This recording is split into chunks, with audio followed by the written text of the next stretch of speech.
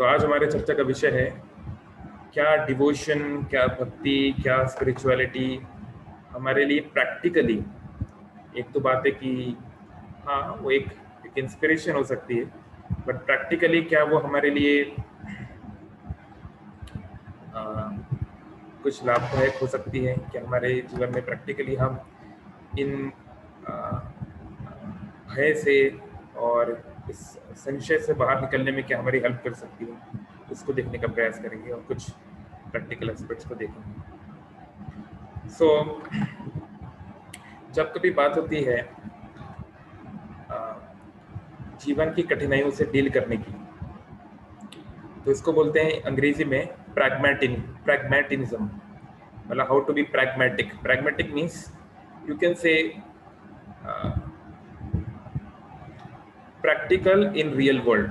That's what pragmatic means. जो व्यवहारिक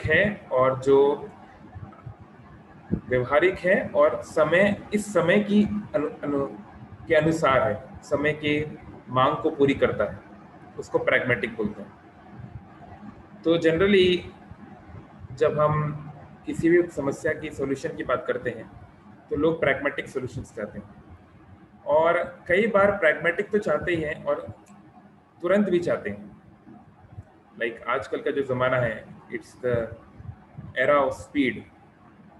We want quick money and quick things and quick processor and quick mobile and everything quick।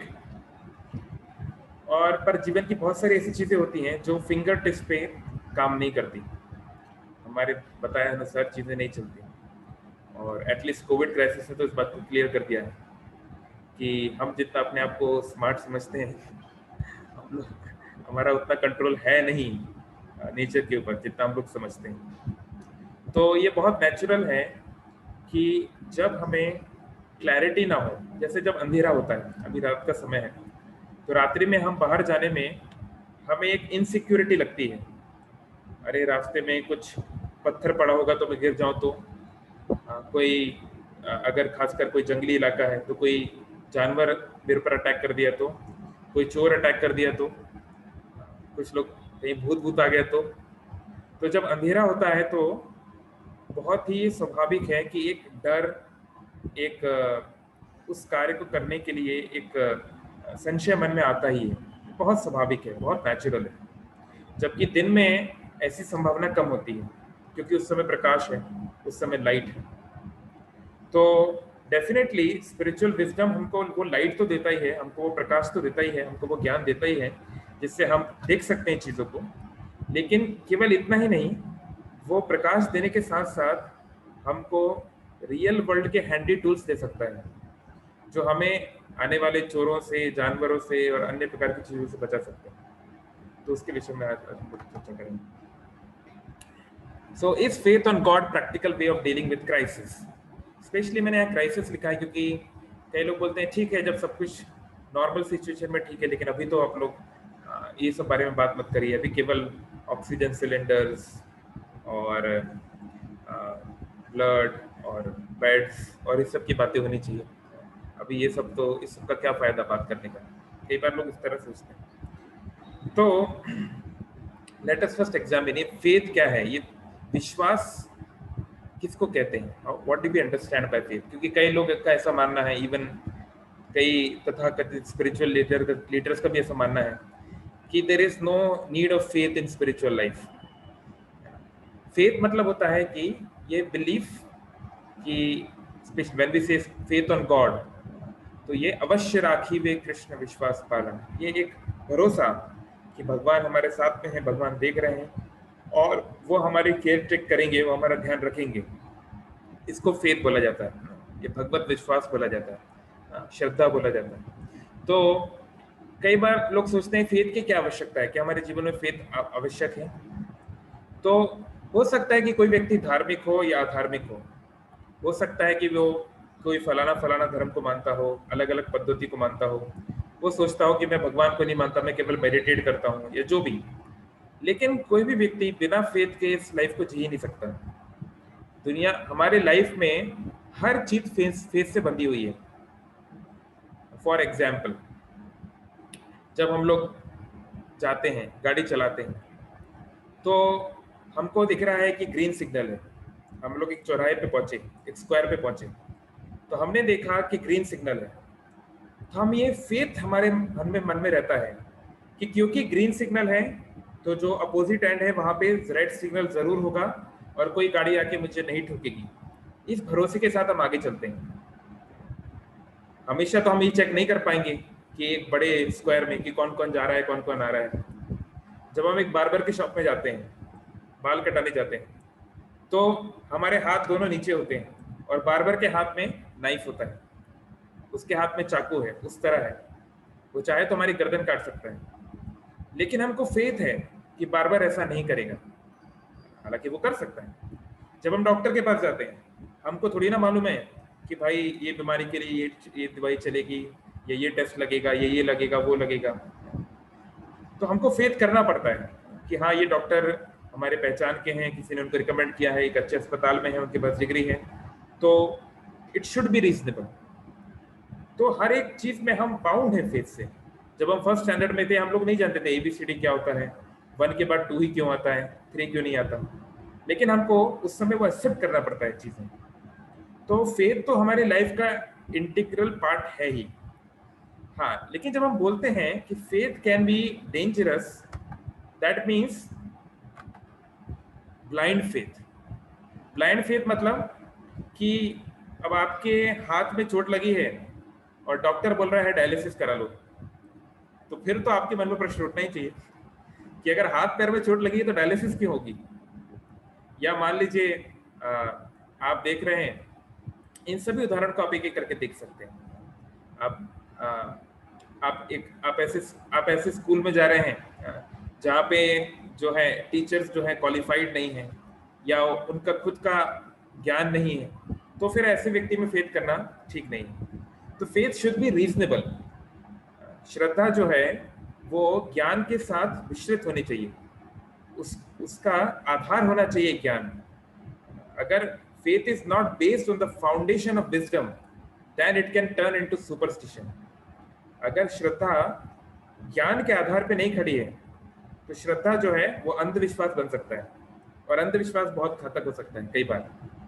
जैसे अभी बहुत सारे लोग अभी भी ऐसा बोल रहे हैं, कई लोग मान रहे थे कि कोविड तो कुछ नहीं है, ये तो केवल एक हवा है और ये है और वो है। अभी भी बहुत सारे लोग वैक्सीन के ऊपर बहुत कुछ बोल रहे हैं ना। तो ये अनफॉर्चुनेट है, क्योंकि जब हम इस तरह की बातें करते हैं तो इसका मतलब कि हमारे ज्ञान की स्थिति बहुत खराब है।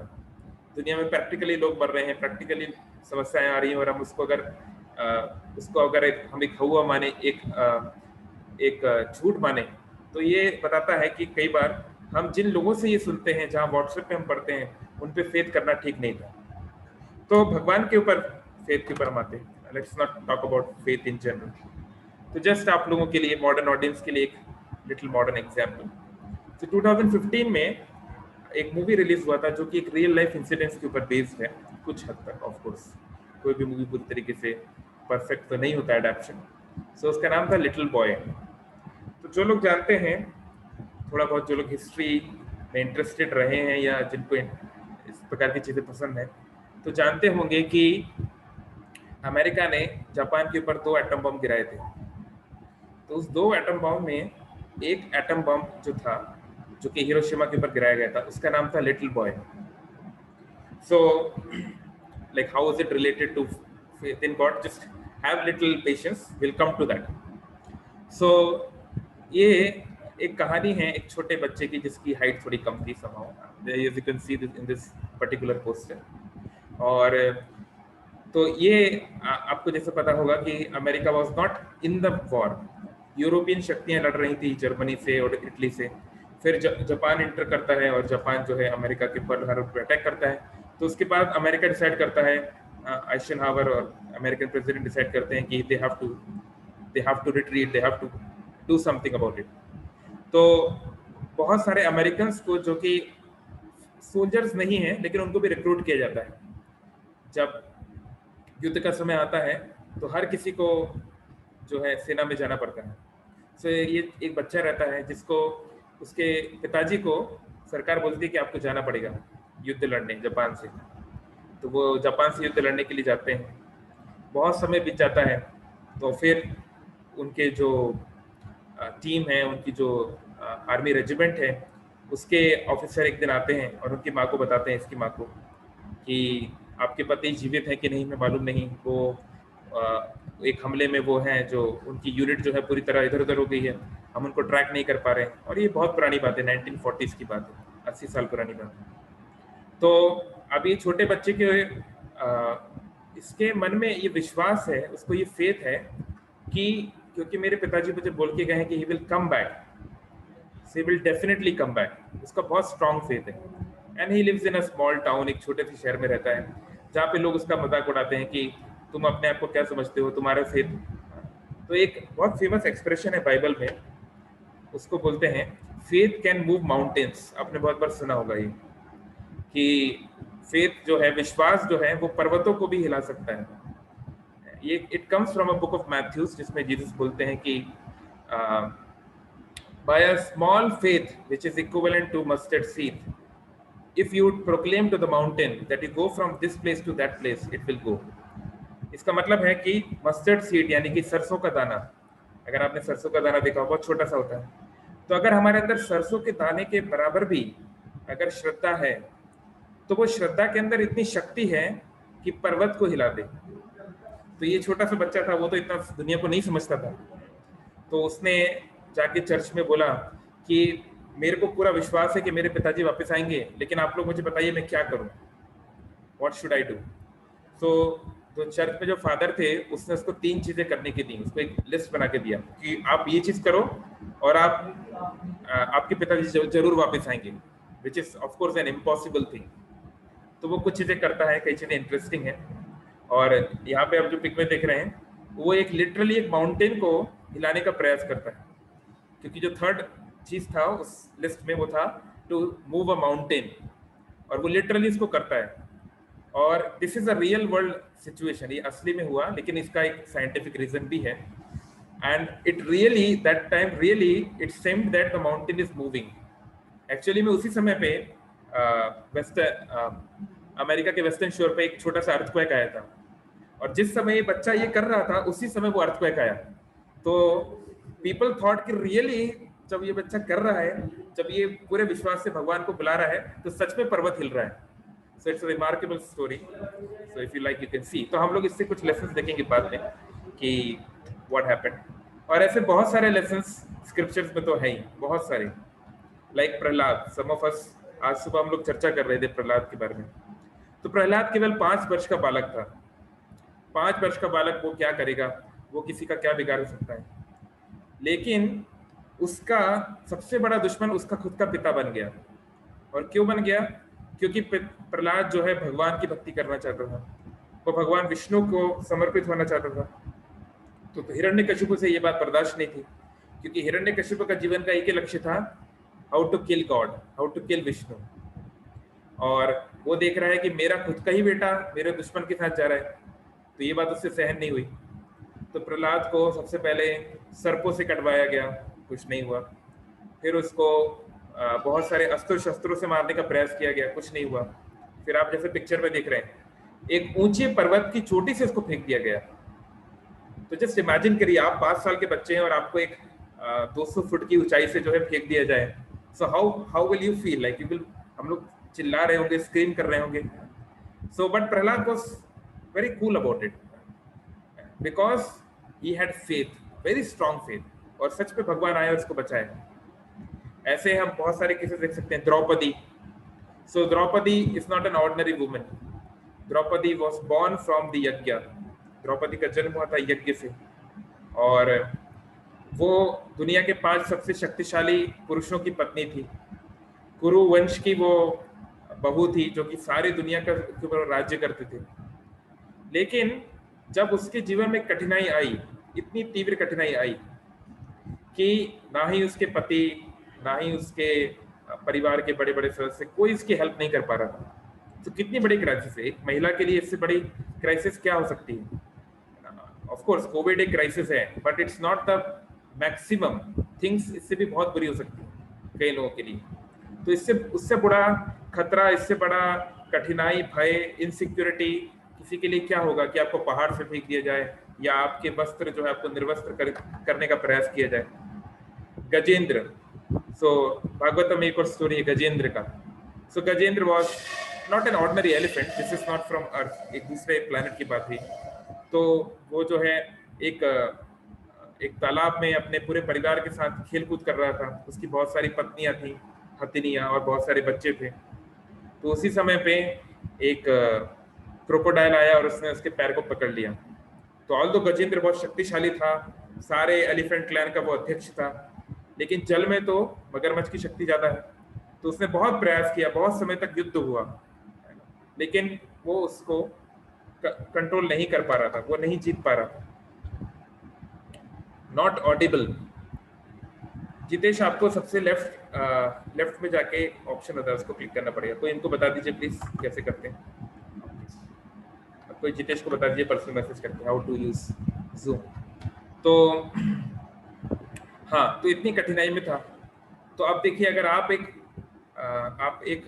अगर आप इस तरह की सिचुएशन में पड़ जाए तो आप क्या करेंगे। मैं आपको एक रियल वर्ल्ड घटना बता रहा हूँ। ये बात है 2013 की या 14 की, 2013 या 14 की बात है। तो बंगाल में एक जगह है जिसे बोलते हैं गंगा सागर। गंगा सागर, जहाँ गंगा जी बे ऑफ बंगाल में, बंगाल की खाड़ी में जाके मिलती है। तो वहाँ हर साल एक मेला होता है, गंगा सागर का एक मेला होता है। लाखों लाखों लोग उसमें आते हैं। बल्कि ट्रेडिशनली उड़ीसा के लोग जो हैं वो बंगाल जाते थे गंगा स्नान करने, और खासकर गंगा सागर। और बंगालीज जो हैं वो उड़ीसा आते थे जगन्नाथ रथ यात्रा के लिए। एक ट्रेडिशनल कंसेप्ट था कई सैकड़ों सालों तक। तो गंगा सागर की मेले की बात है 2013-14 की। तो एक पति पत्नी अपने बच्चे के साथ एक नाव में, वो लोग थोड़ा सा बोट की सफारी कर रहे थे। थोड़ा वो एक अच्छा समय उनका परिवार के साथ बिता रहे थे, वो तो तीनों, और एक नाविक था उसमें। तो बच्चा जो है वो पानी से खेल रहा था उसमें, अपने छोटा सा बच्चा था, 7-8 साल का बच्चा था, वो पानी से खेल रहा था, उसमें हाथ डाल रहा था। तो नाविक उसको बार बार मना कर रहा था, मत करो मत करो मत करो, हाँ यहाँ पर मगरमच्छ है मगरमच्छ है, बहुत बार उसको बोला। तो पर बच्चा नहीं मान रहा था, वो कर रहा था। माता पिता ने भी इतना ध्यान नहीं दिया। तो कुछ समय के बाद सच में एक मगरमच्छ आया और उसने उसका हाथ पकड़ लिया। और कोई बहुत बड़ी नाव नहीं थी, वो छोटी सी नाव थी, और उसने उसको इतना जोर से पकड़ा। अब आप इमेजिन कीजिए, आपका बच्चा आपके साथ है एक नाव में, और एक मगरमच्छ एक 7-8 साल के बच्चे को पकड़ ले, कितना उसको पेन हो रहा होगा, कितना वो चिल्ला रहा होगा, हम लोग इमेजिन नहीं कर सकते। तो वो जोर से चिल्लाने लगे।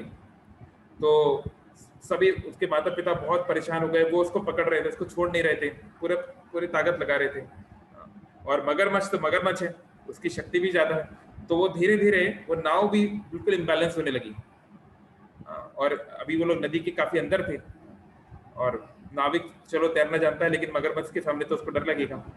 तो धीरे धीरे मगरमच्छ वो बालक को और खींचने लगा, हाँ, और नाव जो है बहुत इम्बैलेंस होने लगी। तो इतना बड़ा क्राइसिस का सिचुएशन। तो ऐसे ही कुछ था गजेंद्र की सिचुएशन थी। तो एक और एग्जाम्पल यहाँ पे हम देख रहे हैं, ये भी एक क्लासिकल एग्जाम्पल है ओल्ड टेस्टामेंट से, तोरा या बाइबल का जो पुराना हिस्सा है, उसमें ये एग्जाम्पल आता है कि जो जूइश लोग हैं वो लोग इजिप्ट में रह रहे होते हैं, और उनको सालों सालों से वो लोग दास की तरह रहते हैं। तो मोजेस जो कि उनके एक प्रॉफिट हैं, उनको सपना आता है कि भगवान ने तुम्हें एक प्रॉमिस लैंड दिया है, जो आज का इसराइल है। आजकल इसराइल बहुत खबरों में है। तो उनको बोला जाता है कि आपको रेड सी नाम की वहाँ पे एक समुद्र है, छोटा सा, ज्यादा चौड़ा नहीं है, क्योंकि वो इजिप्ट जो है अफ्रीका और मिडिल ईस्ट जिसको आज हम बोलते हैं उसके शोर पर ही है। तो वहां आपको जाना है और आपको समुद्र क्रॉस करना है। तो ये उसको ये मैसेज दिया जाता है, और वो सबको यकीन दिला देता है कि मुझे जो है भगवान की तरफ से ये वाणी मिली है, आप लोग सब मेरे साथ चलिए। तो पीछे पीछे इजिप्ट की सारी आर्मी इन लोग को चेस कर रही होती है। तो पूरी आर्मी इनको चेस कर रही है, अगर ये लोग पकड़े गए तो मारे जाएंगे या बंदी बना लिए जाएंगे। और ये लोग आगे जा रहे हैं, और जाते हैं तो इसको लगा था कि जरूर वहां पे कुछ अरेंजमेंट होगा, कुछ पुल होगा, कुछ ना कुछ तो होगा। ये तो कभी खुद गया नहीं था। तो देखा कि एक बड़ा विशाल समुद्र उसके सामने है। तो ऐसे बोलते ना, यहाँ कुआ वहां खाई। तो यहाँ पे समुद्र था और पीछे इजिप्ट की सीमा उनके पीछे पड़ी हुई थी, तो क्या करता। तो इस प्रकार से ये सब प्रकार की सिचुएशंस बहुत सारे स्क्रिप्चर्स में हमको इसलिए दी गई है, और फिर ये डिवोटीज ने क्या किया, ये महान लोगों ने क्या किया, ये सब हमको इसलिए दिया गया है कि ताकि हम इनसे सीखें और अपने जीवन में उतार सकें। तो ऐसा नहीं है कि जो लोग भगवान के महान भक्त हैं या जो स्पिरिचुअल लाइफ में रहते हैं उनके जीवन में कोई समस्या नहीं है, वो बस आराम से बैठ के ध्यान करते हैं, ऐसा कुछ नहीं है। चैलेंजेस सभी के लिए आते हैं, डिफिकल्ट सिचुएशन सभी के लिए आती है। अब उससे कैसे डील करना है वो हमको विचार करना पड़ेगा।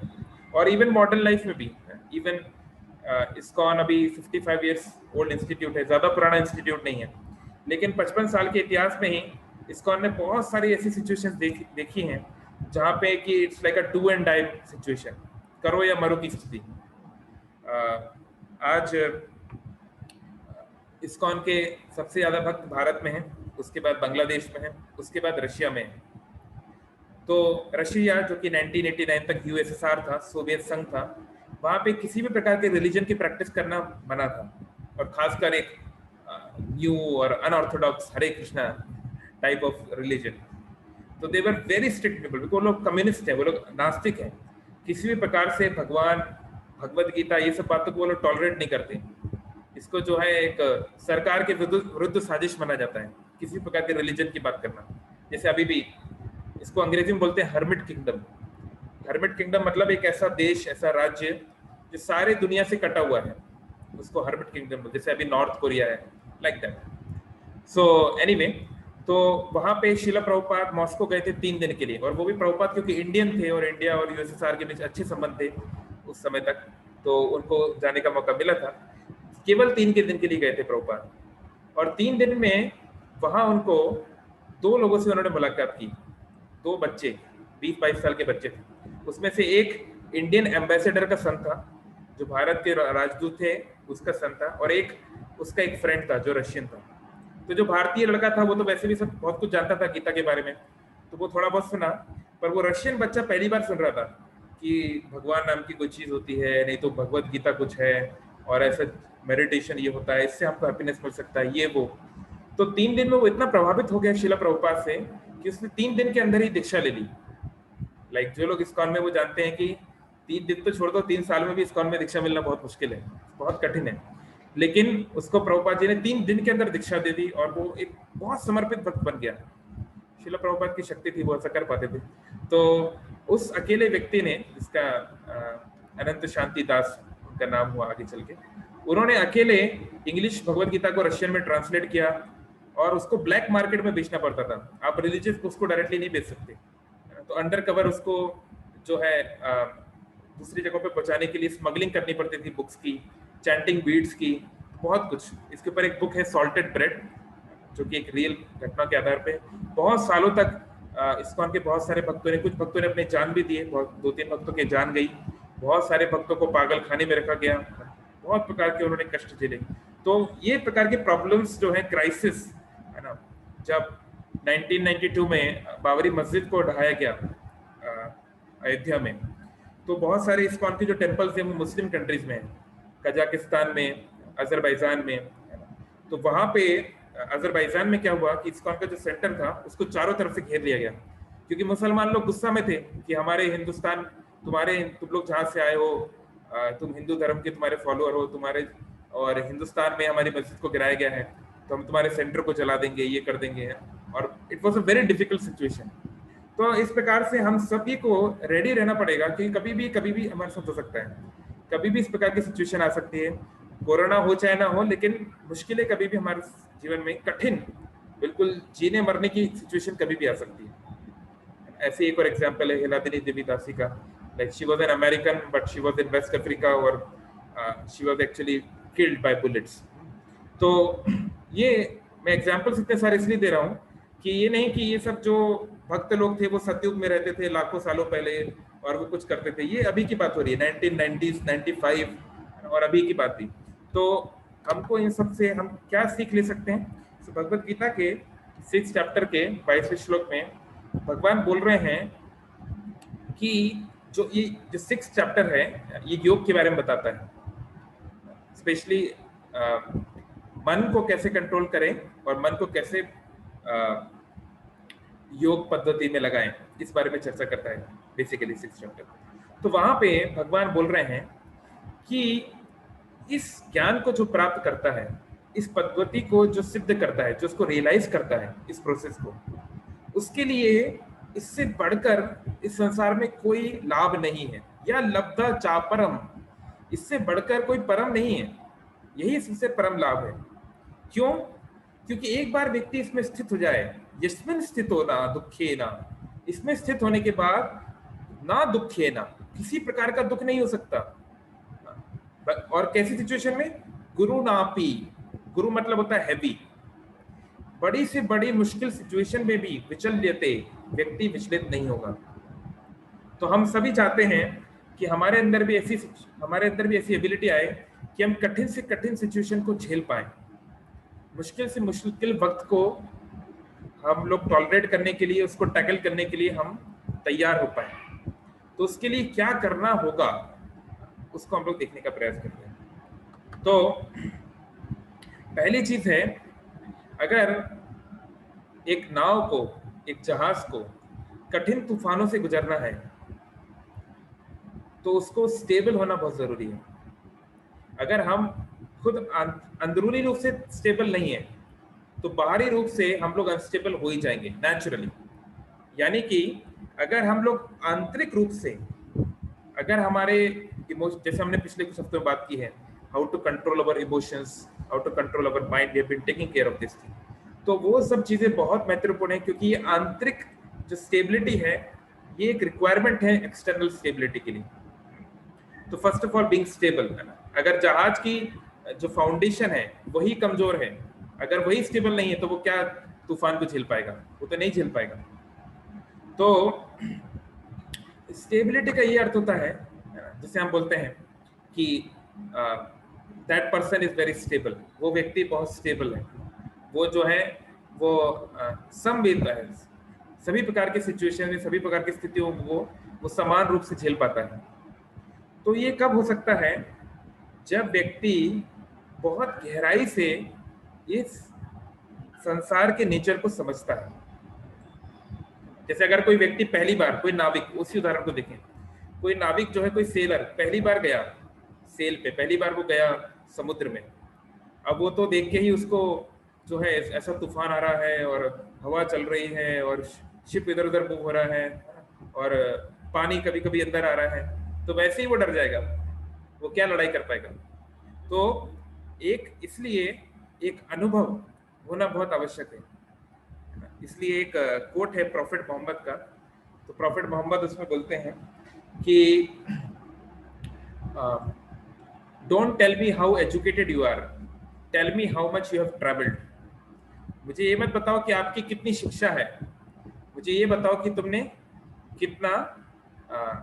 कितनी यात्राएं की हैं। यात्राएं की मतलब आपको कितना अनुभव है, because experience has no substitute. अनुभव का कोई और तरीके से हम उस अनुभूति को नहीं ले पाएंगे। तो एक तरीका है कि खुद हम हर चीज को अनुभव करें, दुनिया में जो भी हमें लेसन्स लेने हैं हम लोग खुद वो सीखें, खुद चोट खा खा के सीखें।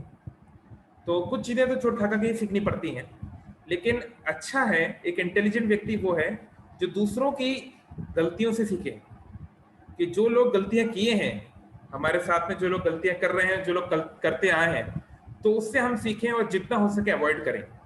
हो सकता है हम लोग परफेक्टली ना कर पाए, क्योंकि हर एक व्यक्ति का एक अलग जीवन है, एक अलग प्रकार की सिचुएशन है, लेकिन ये दूसरों से सीखना बहुत महत्वपूर्ण है। तो ये जो विजन है, ये जो डीप अंडरस्टैंडिंग है, ये स्टेबिलिटी के लिए मस्ट है। स्टेबल मतलब one who has clarity, one who has clarity and one who has deep realization. जब तक रियलाइजेशन, अनुभूतियां डीप नहीं है, व्यक्ति स्टेबल नहीं रह पाएगा। जैसे आप जानते हैं आर्किमिडीज प्रिंसिपल, जो साइंस के स्टूडेंट है, साइंस की भाषा में समझाता हूँ।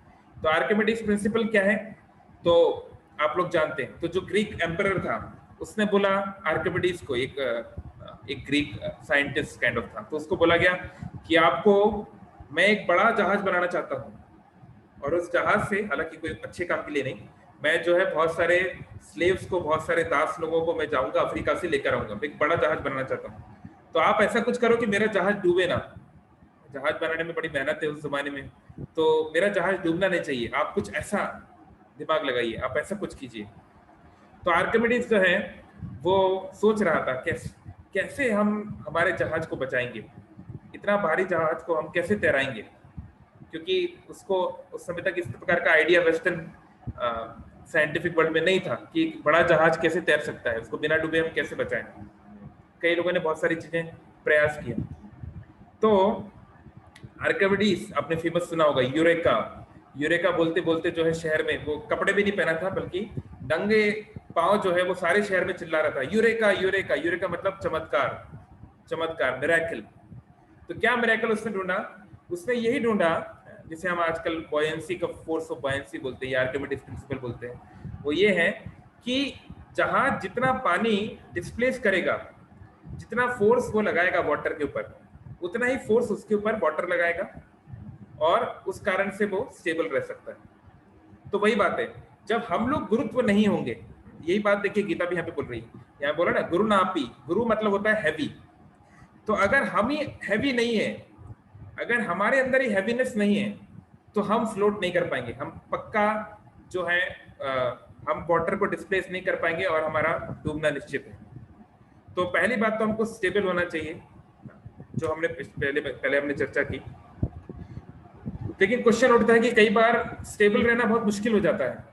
मान लीजिए आपके परिवार के किसी व्यक्ति को कोविड हो जाए, या मान लीजिए कोई इस प्रकार की बहुत एक्सट्रीम सिचुएशन हो जाए, तो आप क्या करोगे? एक ऐसी सिचुएशन जिससे आप लड़ने के लिए तैयार नहीं हो, तो आप क्या करोगे? जब आपकी कोई आशा नजर ना आए, चारों तरफ केवल होपलेस हो जाओ आप, तब आप क्या करोगे? तो एक एग्जाम्पल है कि सपोज आपके सामने आपका कोई दुश्मन है, कोई व्यक्ति है जो आपको चोट पहुंचाना चाहता है, और उसके हाथ में एक बहुत बड़ा गन है, एक AK-47 उसके हाथ में। तो आप क्या कर सकते हो? अब आप रजनीकांत तो हो नहीं कि कुछ हवा से उड़ा के गन को ले लोगे। तो आपके पास कुछ खास है नहीं, आप कुछ खास कर नहीं सकते। लेकिन चीजें बदल सकती हैं अगर आपको एक्सटर्नल हेल्प मिले। तो एक अब छोटा सा वीडियो देखेंगे, बहुत अच्छा उसमें मैसेज है, and then will move forward.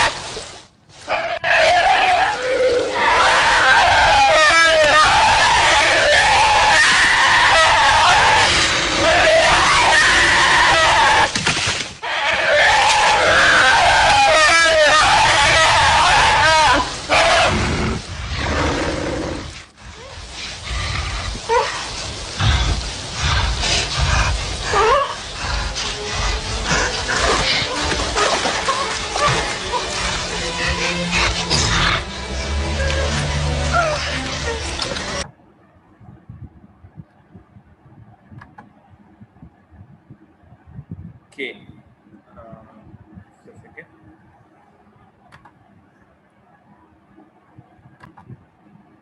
ठीक है. All right, so I hope you got the message. So it's very clear. Krishna says in Gita, देवी ही ऐशा मन गुणमयी मम माया दुरत्तया. तो हो सकता है कि हम अपने आप को सिक्योर फील कराने के लिए, फियरलेस बनाने के लिए हम लोग बहुत सारे अरेंजमेंट करते हैं, है ना. हम में से बहुत सारे लोग अलग अलग प्रकार के इंश्योरेंस लेते हैं, लाइफ इंश्योरेंस और मेडिकल इंश्योरेंस, दिस दैट, बहुत सारी चीजें करते हैं. बहुत सारे हम लोग अपने आप को सिक्योर करना चाहते हैं कई तरीकों से, और करना भी चाहिए, there nothing wrong in that. लेकिन समहाउ और अदर ऐसी कोई ना कोई चीज आई जाएगी, कोई ना कोई ऐसा प्रेडेटर आ ही जाएगा, कोई ना कोई शिकारी आ ही जाएगा जो अल्टीमेटली हमारे इन सब अरेंजमेंट्स को, हम कितना भी भागने का प्रयास कर ले, लेकिन अल्टीमेटली हमको पकड़ ही लेगा. तो सोल्यूशन ये है कि let us become dependent on the Lord. तो हमको ये डिपेंडेंस होना सीखना पड़ेगा. तो सामान्य तौर पे संसार में कोई किसी पर डिपेंड नहीं होना चाहता. हर व्यक्ति चाहता है कि मैं इंडिपेंडेंट रहूं, हर व्यक्ति स्वतंत्र होना चाहता है, कोई डिपेंडेंट नहीं होना चाहता. लेकिन to be dependent on a person who loves and care is much better than being independent. ये हम लोग खुद, या तो हम इसको खुद अपने जीवन में रियलाइज कर पाएंगे कभी, होपफुली लाइफ में, नहीं तो एटलीस्ट जिन लोगों के जीवन में हमने देखा है उनसे हम ही सीख सकते हैं. तो जैसे देखिए, जब बच्चे जब टीनेज में होते हैं, टीनेजर्स 13 साल से 19 साल तक के बच्चे, उनकी खासियत क्या है, वो लोग इंडिपेंडेंट होना चाहते हैं बहुत जल्दी जो है वो गाड़ी चलाना चाहते हैं या घूमना चाहते हैं या अकेले रहना चाहते हैं, बहुत कुछ इंडिपेंडेंट नेचर बहुत ज्यादा रहता है टीनेज में. लेकिन जब वही बच्चे थोड़ा डेवलप होते हैं, दुनिया की मार खाते हैं, जब थोड़ा जॉब करते हैं, तो 30-35 साल की उम्र तक आते आते वो सीख जाते हैं, वो समझ जाते हैं कि life was much better when they were child. जब हम लोग बच्चे थे तो जीवन कहीं कहीं आसान था, क्योंकि हमें चिंता नहीं करनी पड़ती थी, माता पिता के ऊपर हम लोग आश्रित थे, हमें कोई टेंशन नहीं है, खाओ पियो खेलो कूदो थोड़ा पढ़ाई करो, दैट्स इट, नो चिंता. लेकिन जब हम लोग खुद अपने ऊपर चीजें ले लेते हैं और खुद अपने आप को ही करता धरता समझते हैं और अब किसी और को हमारे साथ पार्टनर नहीं बनाते उस चीज में, तो हमारे लिए मुश्किलें बढ़ती चली जाती हैं. तो कुछ चीजों को तो हम लोग टैकल कर पाएंगे, पर सभी को नहीं. तो डिवोशन का अर्थ है, डिवोशनल सर्विस का अर्थ है कि ये जीवन की जो दौड़ है, ये जो हमारे लाइफ का जो थ्रेड है, जो हमको चला रहे, वो भगवान के हाथ में देना. तो ये काफी कठिन चीज है, क्योंकि सामान्य रूप से हम लोग बहुत किसी के ऊपर आश्रित होना पसंद नहीं करते, या इतना आसान नहीं है वो शिफ्ट होना. इसलिए गीता में भगवान ने इतना सारा सब कुछ देने के बाद वो अर्जुन से बोलते हैं, यथा इच्छसि तथा करो, कि अर्जुन मैंने तुमको सब कुछ समझा दिया, सब प्रकार से अलग अलग पॉइंट ऑफ एंगल से समझा दिया, है ना, कंक्लूजन दे दिया, अब तुम्हारी जो इच्छा है तुम करो. क्योंकि भगवान जानते हैं कि there is no question of forcing, force नहीं किया जा सकता. तो ये मैच्योरिटी मतलब जब व्यक्ति एक्सपीरियंस से ये समझ जाता है, परिपक्व हो जाता है, हिंदी बोलते परिपक्वता, यानी पक्का हो जाता है, वो समझ जाता है क्या चीज सही है और क्या गलत है, इसको मैच्योरिटी बोलते हैं. तो हमको ये चाहिए कि हम हमारे स्पिरिचुअल लाइफ में शीघ्र मैच्योर हों. जितना हम जल्दी मैच्योर होंगे उतना जल्दी हम अननेसेसरी चीजों के प्रति दुखी होना कम हो जाएंगे. जैसे यहाँ पे उदाहरण दिया गया कि बचपन में हमारे कुछ खिलौने हैं, ये मान लो रेत का हमने कुछ महल बनाया है, तो जब वो टूट जाता है तो हम बहुत दुख करते हैं. लेकिन जब हम मैच्योर हो जाते हैं तो उस बारे में हमें उसका कोई दुख नहीं होता.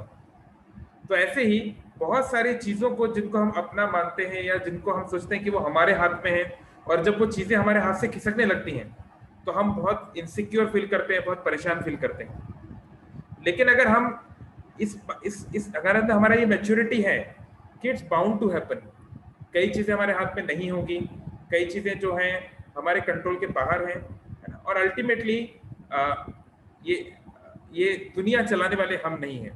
तो ये मैच्योरिटी जितनी जल्दी आ जाती है उतनी जल्दी इस प्रकार का लेमेंटेशन कम हो जाता है. तो ये इस प्रकार की क्वालिटी हमारे अंदर हमको डेवलप करना चाहिए। तो जितना जल्दी हम करेंगे उतना अच्छा है। जैसे एक उदाहरण है, शायद पहले भी मैं दिया हूँ। तो मान लीजिए हम सब बचपन में हमारे माता पिता हमको, या भाई बड़े बहन जो लोग भी हैं, वो सब हमारे साथ ये गेम खेले हैं, है ना। तो हम छोटे बच्चों को हवा में फेंकते हैं और फिर हम उसको पकड़ते हैं।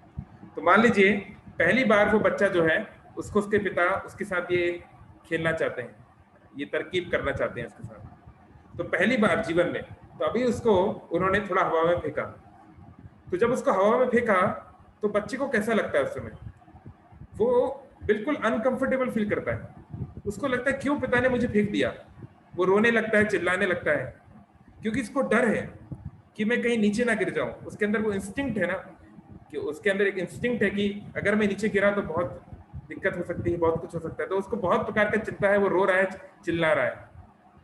फिर कुछ समय के बाद पिता जब वो नीचे आता है तो पिता उसको पकड़ लेते हैं। फिर भी बच्चा रोता रहता है, मेरे साथ ऐसा क्यों हुआ, ये वो, बहुत वो परेशान है, रो रहा है।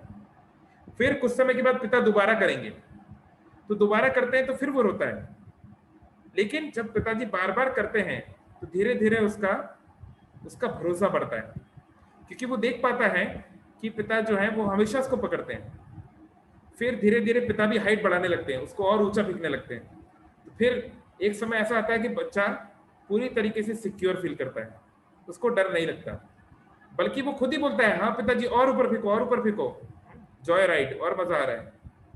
तो ऐसे ही कई बार भगवान के अरेंजमेंट से, प्रकृति के अरेंजमेंट से हम लोग ऐसी सिचुएशंस में आ जाते हैं कि हमको लगता है अरे ये कहाँ गया मैं, ना तो इधर का ना रहा, ना तो उधर का रहा, ना तो जमीन पे हूँ ना आसमान पे हूँ, कहीं गिर ना जाऊं। तो हम लोग बहुत चिंता करने लगते हैं। क्यों? क्योंकि हमारा सफिशिएंट स्पिरिचुअल मैच्योरिटी नहीं है कि अगर हम लोग एक स्पिरिचुअल पाथ पे हैं तो डेफिनेटली भगवान हमारी रक्षा करेंगे। अवश्य राखी भी कृष्ण विश्वास पालन, वो विश्वास गहरा हमारे अंदर नहीं होता। तो इसलिए भगवान भी बार बार हमको वो टेस्ट देते हैं, बार बार हमें वैसी सिचुएशंस में डालते हैं, ताकि हम लोग मैच्योर बन सकें और हम उनके ऊपर डिपेंड हो सकें। क्योंकि एक रिलेशनशिप में, किसी भी प्रकार के संबंध में और भक्ति में भी, ये बहुत महत्वपूर्ण है कि हमारा ये आश्रय हो, भगवान हमारे आश्रय हो। तो एक मैं एग्जाम्पल आपको दूंगा, एक बहुत अच्छा एक स्टोरी है एक इस्लामिक ट्रेडिशन का। तो जनरली क्या होता है, जब हमारे जीवन में कठिन समय आता है या इनसिक्योरिटीज हैं, भय का माहौल है, तो हम लोग क्या करते हैं, हम लोग ढूंढते हैं वजह, हम लोग अपने मन से चीजें ढूंढना चाहते हैं कि ऐसा मेरे साथ क्यों हुआ, मैं इससे कैसे बाहर निकल सकता हूँ। ऑफकोर्स सोचना भी चाहिए कैसे बाहर निकल सकता हूँ, लेकिन हम हमेशा उन कारणों को सोचते हैं जो हमारे अपेरेंटली या हमारे इंद्रियों से, हमारे मन से हम सोच पा रहे हैं। पर हो सकता है कि हमारे भय का, हमारे इनसिक्योरिटीज का सॉल्यूशन बिल्कुल अलग हो और उसका कारण भी कुछ और हो, ऐसा बिल्कुल हो सकता है।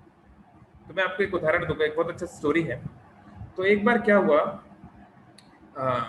शाम हो गई है ना, शाम हो गई और एक एक छोटा सा वन जैसे जगह थी, जंगली एरिया था, जहां से लोग एक गांव से दूसरे गांव में जाते थे और बीच में एक जंगली इलाका पड़ता था। पुराने जमाने की कहानी है। तो एक माता, एक महिला अपने एक छोटे से बच्चे को, बच्चा 5-6 साल का बच्चा रहा होगा, उसको लेके अपने गांव से दूसरे गांव जा रही थी, कुछ काम से जा रही होगी। तो शाम का समय था जब वो लोग निकले, तो धीरे धीरे अंधेरा होने लगा और एकदम से बहुत तेज जो है आंधी चलने लगी, बिजली गिरने लगी और बहुत ही भयानक, ऐसा लग रहा था कि तूफान आ जाएगा, बहुत तेज। और बारिश होने लगी तो उनको बहुत डर हुआ, क्या करेंगे। किसी तरह बच्चे को बचा के वो जा रही थी, आसपास कुछ ढूंढ रही थी, शेल्टर कहाँ कहीं मिल जाए। तो बड़ी मुश्किल से उसको एक आश्रय दिखाई दिया, दूर पे एक दीपक दिखाई दिया, कुछ आग जल रही थी। थोड़ा पुराने जमाने का स्टोरी है ये इस्लामिक ट्रेडिशंस में है ये स्टोरी, अगर किसी ने सुना हो तो अच्छी बात है। तो वो महिला तुरंत अपने बच्चे को वहां पे लेके गई। तो वहां पे क्या था, किसी ने जंगल में एक छोटा सा शेल्टर बना रखा था, मतलब कुछ अरेंजमेंट किया गया होगा, कुछ लकड़ी का कुछ बनाया होगा, कुछ छोटा सा एक कमरा जैसा बनाया गया था, जिसमें कोई लोग कभी कभी आराम करते होंगे जब वो लोग एक गांव से दूसरे गांव जाते होंगे, या जो भी यात्री निवास जैसा जो कुछ भी। तो वहां पे पहले से 4-5 लोग थे और वो सब लोग भी घबराए हुए थे। क्योंकि उन लोगों ने अपने जीवन में इतना भयानक तूफान नहीं देखा था। बहुत तेज आंधी चल रही है, बहुत ही भयंकर बिजलियां गिर रही, लगातार गिर रही है। तो उनको डर था कहीं हमारे ऊपर बिजली ना गिर जाए, ये तो लकड़ी का है, गिर गई तो हम भी मारे जाएंगे। लेकिन बाहर जाने की किसी की हिम्मत नहीं हो रही थी, और बाहर तो इतनी तेज बारिश हो रही है, तो क्या करें।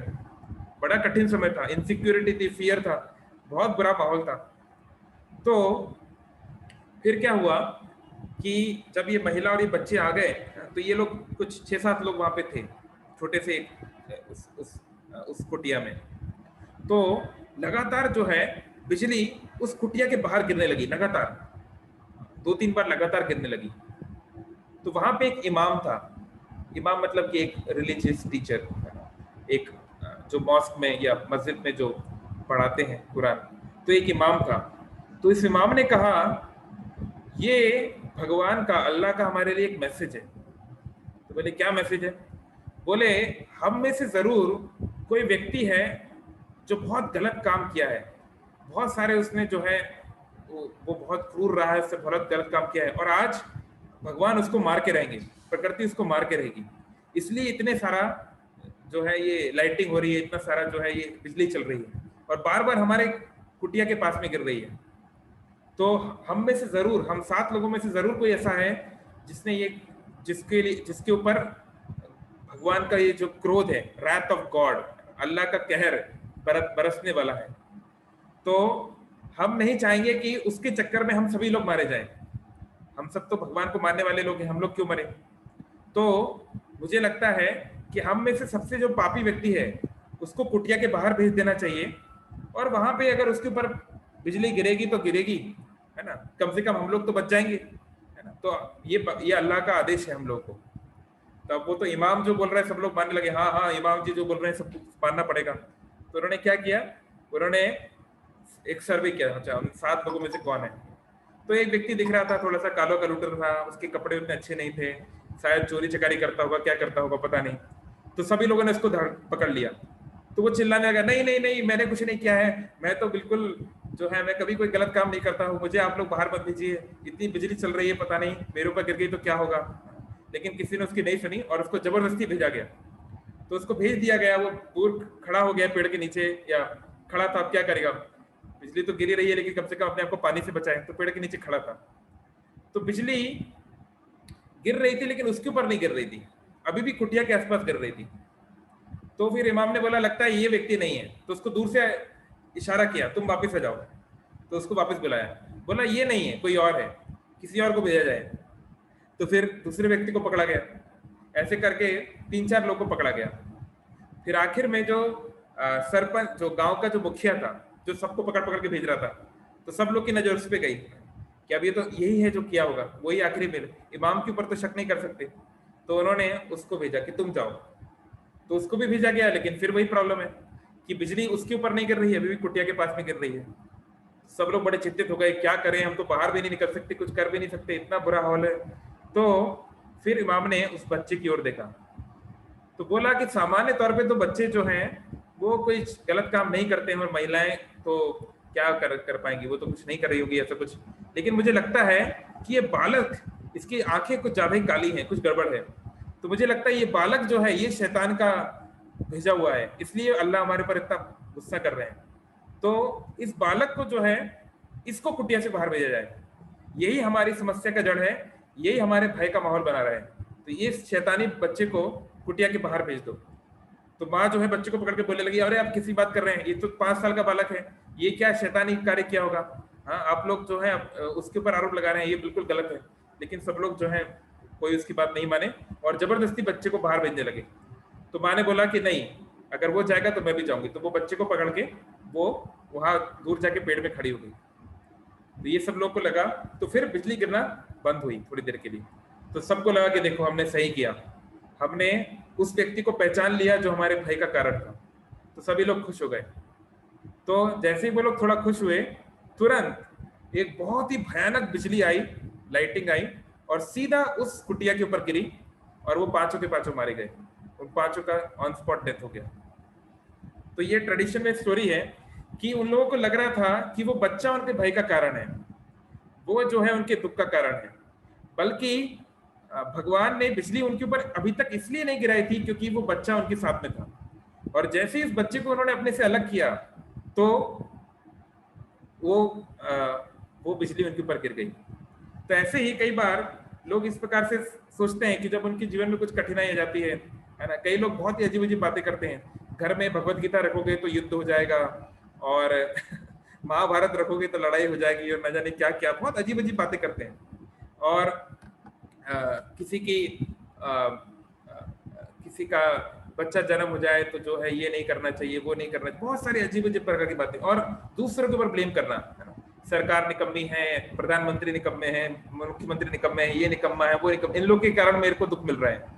लेकिन सच्चाई ये है कि हम सबको जो कुछ भी दुख मिलता है हम उसको डिजर्व करते हैं। कोई भी बिना हमारे डिजर्व किए हुए हमको दुख नहीं दे सकता। तो ये एक बहुत अच्छा श्लोक है श्रीमद् भागवतम से, the song of the Avanti ब्राह्मण। अवंती यानी उज्जैन का एक ब्राह्मण का कथा श्रीमद् भागवतम में है और काफी इंटरेस्टिंग है। तो उसमें उसका एक कंक्लूजन है। तो जब किसी व्यक्ति को सन्यास दिया जाता है, उसको सन्यास की रॉड, उसको जो डंडा दिया जाता है, उस डंडे के अंदर 3 बांस होते हैं, और उन 3 बांस को एक साथ एक कपड़े में रैप किया जाता है। काया मनसा वाचा, बॉडी माइंड वर्ड्स, यानी कि वो व्यक्ति के शब्द, उसका शरीर और उसका मन अब केवल और केवल परम सत्य भगवान की सेवा के लिए है, वो स्वयं भगवान की सेवा के लिए।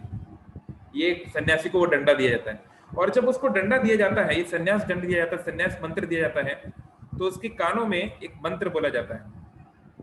तो वो मंत्र है ये मंत्र बोला जाता है, ये श्रीमद् भागवतम का मंत्र है।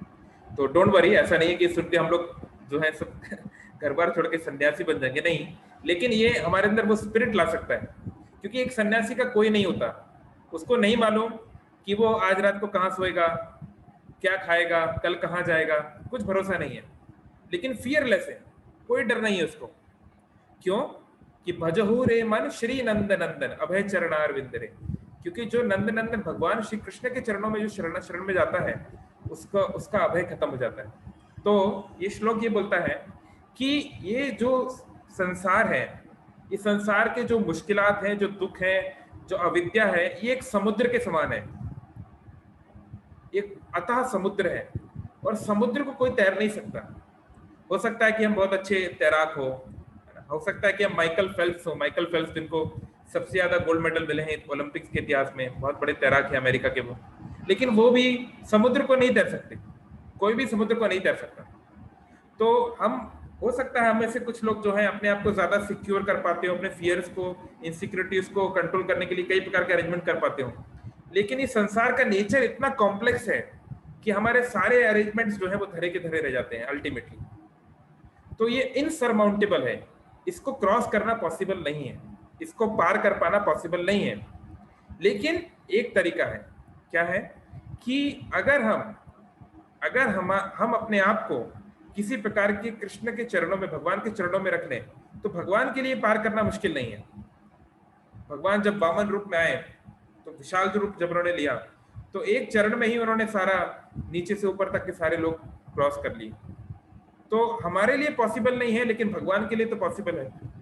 और केवल भगवान के लिए पॉसिबल है ये तो एक बात है, बहुत सारे भक्त, महान महात्मा जन हुए हैं, महान महर्षि हुए हैं, जिन्होंने ये किया है, उन्होंने भगवान की भक्ति की है और उन्होंने इसको क्रॉस किया है। वो लोग इसको कर चुके हैं, बहुत सारे लोग ऑलरेडी इसको पार कर चुके हैं। तो मैं उनके बताए हुए मार्ग पर चलूंगा और एक दिन जरूर मैं इसको प्राप्त करूंगा, ये मेरे अंदर भरोसा है। तो ये एक सन्यासी को मंत्र दिया जाता है, उसको प्रणाम कहा जाता है। तो हम लोग तो, आप लोग तो ओडिशा वासी हैं, आप में से अधिकतर लोग जो ज्वाइन किए हैं आज, तो ये बहुत ही हम लोग एक बहुत पॉपुलर सॉन्ग शालबेग का आप सब लोग जानते हैं, कुछ नई बात नहीं आप लोग के लिए, लेकिन इसमें ये बात बहुत अच्छे से सरल उड़िया भाषा में बताई गई है कि हमको भगवान के ऊपर पूरा भरोसा होना चाहिए कि भगवान हमारे रक्षा अवश्य करेंगे। लेकिन आहे नील साइल प्रवण मत्त वरण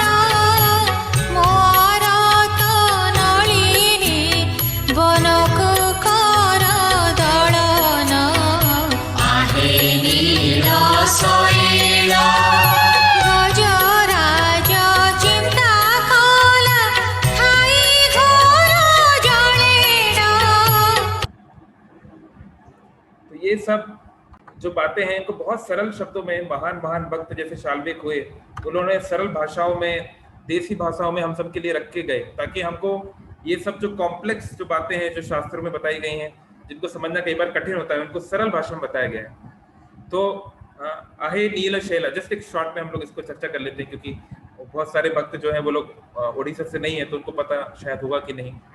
तो भगवान जगन्नाथ को, भगवान कृष्ण को नील शैल, शैल मतलब पर्वत या एक पत्थर, तो पत्थर जो है मिलके एक पहाड़ बनाता है, तो भगवान जगन्नाथ को नीलाद्रि भी बोलते हैं, यानी कि जो नील पर्वत के ऊपर रहते हैं।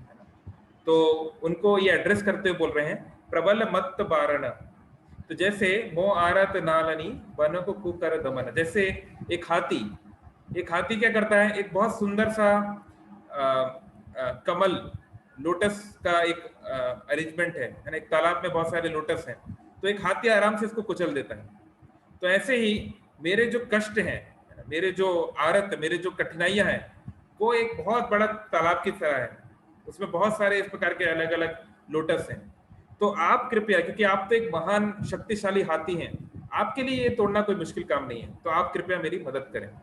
और फिर हम लोगों ने जो एग्जाम्पल्स देखे हैं, गजराज चिंता कल थाई घोर जलेना, गजराज यानी कि गजेंद्र का जिसने हमने एग्जाम्पल देखा कि वो बेचारा बीच पानी में फंस गया है, अब क्या कर सकता है वो, तो आपने उसकी मदद की। चक्र पेशी नक्र नाशी उद्धारी लापन, आपने चक्र निकाला, आपने सुदर्शन को आज्ञा दी और आपने उस मगरमच्छ को मार के गजेंद्र का उद्धार किया। फिर घोर बने मृगुनी का पड़ी थीला कशना, एक ऐसा स्टोरी है, हालांकि मैं इसका रेफरेंस नहीं ढूंढ पाया अभी तक, कि ऐसा एक कथा है कि कोई मृगुनी का यानी कि फीमेल डियर, वो एक जंगल में थी और उसको कुछ कष्ट आया, तो भगवान ने उसकी रक्षा की। हालांकि ये मैं स्क्रिप्चर से कनेक्ट नहीं कर पाया अभी तक, किसी को पता हो तो मुझे बाद में बताइएगा। फिर कुरु सभा तले सुनी द्रौपदी रो जनन, हमने एग्जाम्पल देखा द्रौपदी के साथ क्या हुआ, कोई उसको मदद नहीं कर पा रहा था, लेकिन द्रौपदी का ये जो प्रार्थना है इसको भगवान ने सुना, गोविंद ने सुना, और कोटि वस्त्र देई हेले लज्जा कल बरना, उसकी लज्जा का उन्होंने रक्षा किया, करोड़ों करोड़ों वस्त्र, एक इन्फिनाइट साड़ी या वस्त्र प्रदान करके।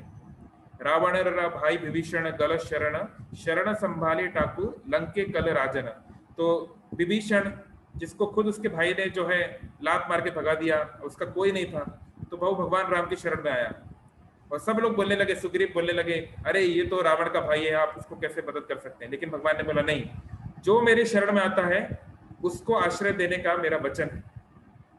प्रहलाद पिता से जे बड़ा दुष्ट दारुण, हमने देखा प्रहलाद वाला एग्जाम्पल। तो स्तंभरू बहारी ताकू बिदारीला टाकन, जैसे नृसिंह देव, भगवान जगन्नाथ, भगवान कृष्ण विष्णु नृसिंह देव का रूप लेके स्तंभ से बाहर आए, पिलर से बाहर आके उसका दमन किया, उसको उसी समय रक्षा किया तत्क्षण। तो ये शाल्वेक का जो गीत है, और वो बोल रहे हैं कि श्रीरंग चरण करे तले करू अच्छी जनन, तो भगवान श्री कृष्ण के, जगन्नाथ के जो चरणों पे वो प्रार्थना कर रहे हैं और ये निवेदन कर रहे हैं। तो ये प्रेफुल बना हमारे अंदर होना चाहिए। तो ये 6 चीजें हैं जो अगर हम लोग एक साइकिल में करते रहें तो हमारे लिए किसी भी प्रकार की सिचुएशन से हम फियरलेस हो सकते हैं। पहला तो सीखना, पहले तो ये शास्त्रों को पढ़ना, भगवत गीता को पढ़ना, प्रकाश लाना, पहले तो प्रकाश होना चाहिए ताकि वो फियर इनिशियली जा सके।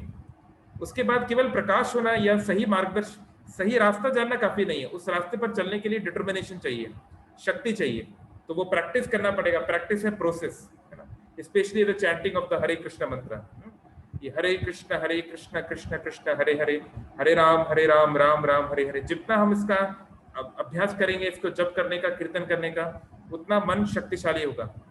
एसोसिएशन, जो लोग इस पथ पे चल रहे हैं, जो फियरलेस हैं, उनका साथ संग करें, उससे हमको लाभ होगा।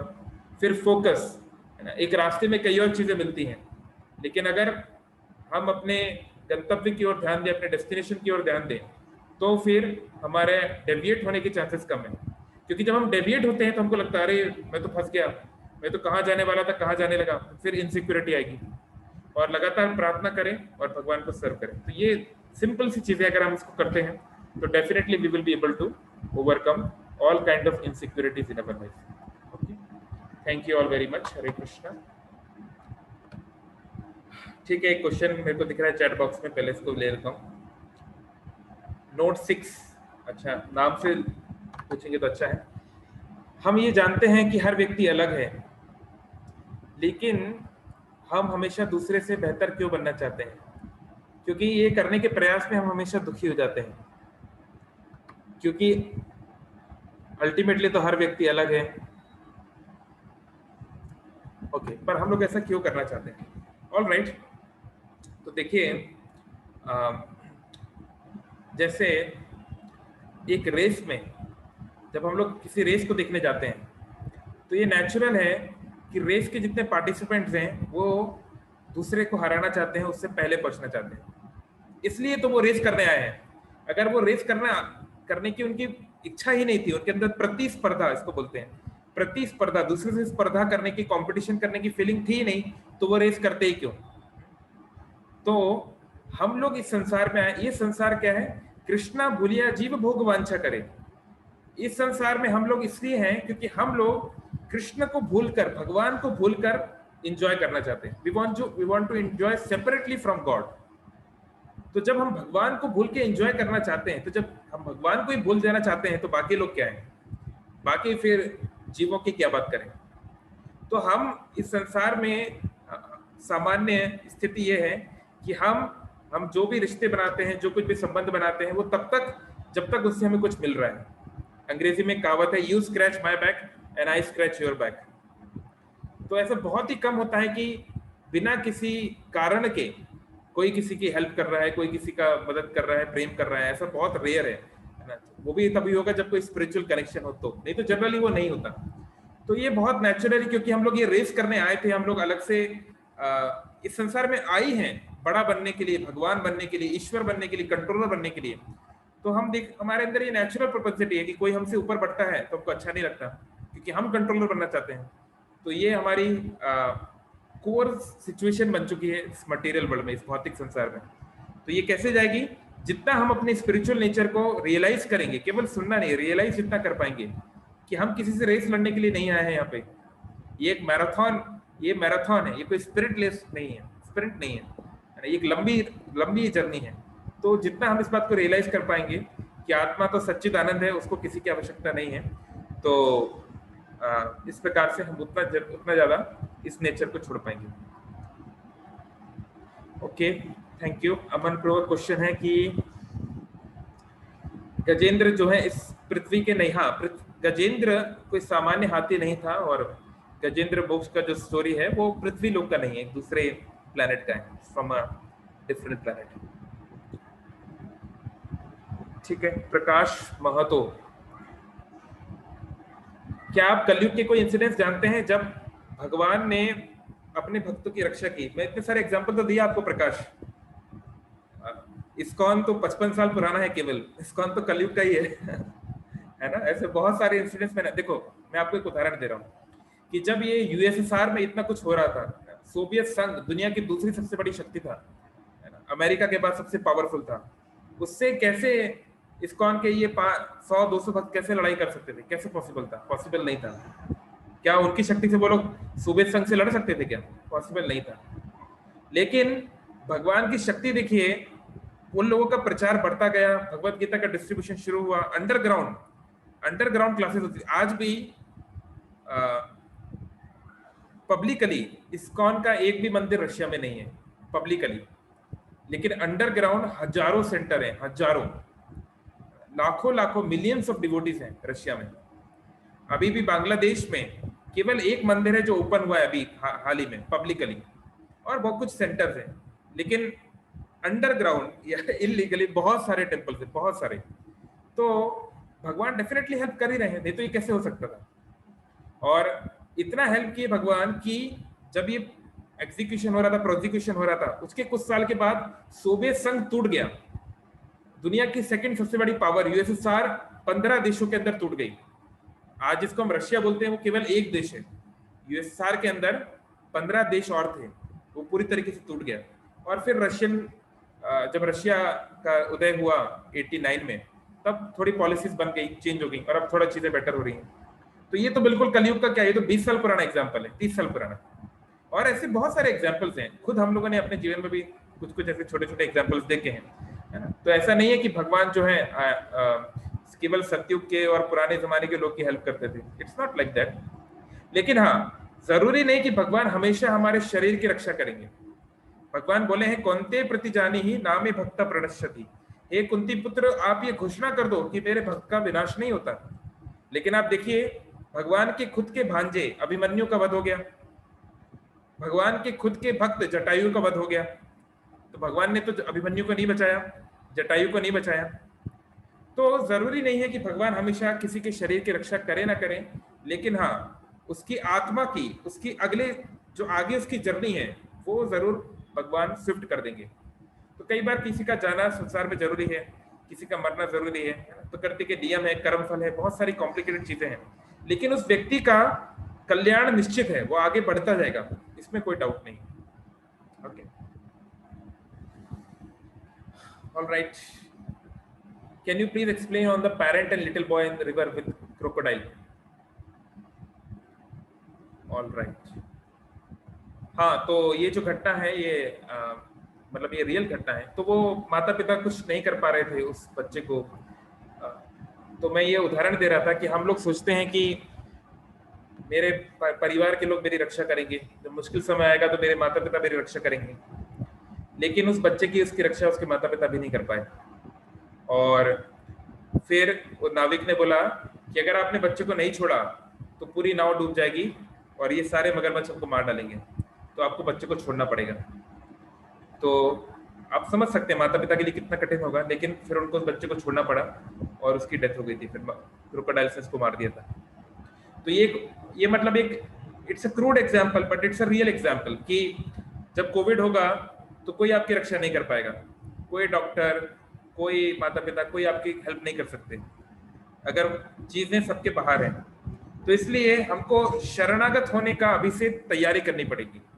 हम ये ना सोचे कि हम लोग अपना खुद का टेक केयर कर सकते हैं। जितना हम लोग फुलिशली अपने आप को इंडिपेंडेंट समझेंगे उतना हमको सफर करना पड़ेगा। So it's better to be dependent on the Lord from the starting. तब भी एक दिन मरना ही है, ऐसा नहीं है कि आप भगवान पे डिपेंडेंट है तो आप मरेंगे नहीं। पांडवों को भी मरना पड़ा एक दिन, लेकिन हाँ, जब तक आप इस जीवन में हैं तब तक खुश रहेंगे, और जब आपकी मृत्यु होगी तो आप हंसते हंसते उसको एक्सेप्ट कर पाएंगे। You will not have a feeling of lamentation. This is the benefit of being a devotee. Saumya Ranjan Mohanty, what is the need of being a devotee of Lord? Because अभ्यास आनंदमय अभ्यासात, हम लोग जो कुछ भी करते हैं आनंद प्राप्ति के लिए करते हैं। आप पढ़ाई इसलिए कर रहे हैं, आप जॉब इसलिए कर रहे हैं, आप पैसा इसलिए कमा रहे हैं ताकि आप आनंदित रह सकें। तो भगवान के भक्त रहने से you can become happy now. Generally हम लोग कभी भी, हमको कोई ये नहीं बोल सकता you will become happy now. हमको बोला जाता है आप 12th पास कर लो, कॉलेज पास कर लो, फिर आप शायद हैप्पी हो जाओगे, शादी कर लो फिर हैप्पी हो जाओगे, बच्चे हो जाएंगे तब हैप्पी हो जाओगे। तो हमेशा हम हैप्पीनेस को पोस्टपोन करते रहते हैं, but you can get happiness right now if you become a devotee. Okay, चलो ठीक है, thank you all very much for listening carefully. So please, and especially try to chant this Hare Krishna mantra very sincerely and try to follow these practices, and let us pray for everyone. It's a very difficult time, है ना, बहुत मुश्किल समय है। तो शिला प्रभुपाद जब नवंबर 1977 में बहुत बीमार थे और ये निश्चित था कि he will leave the body, क्योंकि वो कई महीनों तक उन्होंने कुछ खाया नहीं था, केवल पानी पी रहे थे और फ्रूट जूस ले रहे थे। तो उन्होंने एक ही प्रेयर अपने भक्तों को बोली थी, you can pray to Krishna, Krishna if you like please save Srila Prabhupada. तो अगर हमारे किसी आत्मजनी को, किसी को अगर कठिनाई है, तो we can definitely pray to Krishna, we can pray to Jagannath, Narasimhadev, any form of the Lord, and we can pray that Lord you are his father. Ultimately भगवान सबके माता पिता है, तो हमसे ज्यादा उनके ऊपर अधिकार उनका है। कई बार लोग बोलते हैं अरे पिता, वो हमारे वो फलाना व्यक्ति थे, वो तो हमारे इतने करीब थे, भगवान उसको कैसे ले गए? तो भगवान कैसे ले गए मतलब भगवान का उसके ऊपर अधिकार है, वो भगवान का बच्चा है, भगवान जब चाहे उसको ले जा सकते हैं। हमारा किसी के ऊपर अधिकार नहीं है। कोई हमारे माता पिता है, कोई हमारा बच्चा है, कोई हमारा कोई भी है, उसके ऊपर हमारा इटरनली कोई अधिकार नहीं है, लेकिन भगवान का हमेशा सब पे अधिकार है, क्योंकि हर व्यक्ति भगवान से रिलेटेड है। तो भगवान अपने रिलेटिव को जब चाहे जहाँ ले जाए, यहाँ ले जाए, वहां ले जाए, उनकी इच्छा। तो इसलिए we can not force the Lord in anything, but we can definitely pray that if you wish we would like to have his association for some more time, we would like to have him or see him healthy and happy, That kind of prayer we can do, no problem. Okay, thank you all very much. Hare Krishna. Srila Prabhupada ki jai.